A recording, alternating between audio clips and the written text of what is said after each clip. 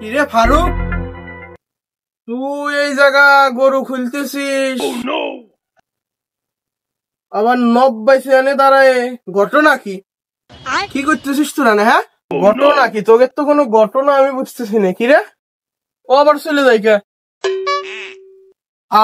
ও কি ভাত দোষ? তুমি জানো না তোমার ছোট ভাই নব্বই তো করে বেঁচে দিচ্ছে আমার কাছে। আমি পারি না আর পারি না, আমি কেন মরি না। মানে আমি একটা জিনিস বুঝলাম না, গরু আমার বেচলো আমার ছোট ভাই নব বাইছে, কাহিনীটা কি? ও কি তুমি জানো না ওর পেলেন নাকি ওই যে বাস্ট হয়ে গেছে, এই জন্য গরুটা আমাকে বেঁচে দিচ্ছে। ফারুক, তুই আগেই গরু নিস নে, বুঝছিস?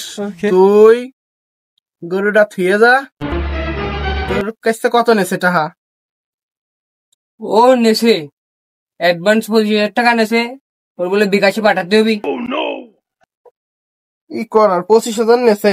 আচ্ছা তাহলে তুই গরুটা থুয়ে যা, থুয়ে যা, তোর টাকা আমি 2-1 বেলার ভিতর দেওয়ার চেষ্টা করতেছি।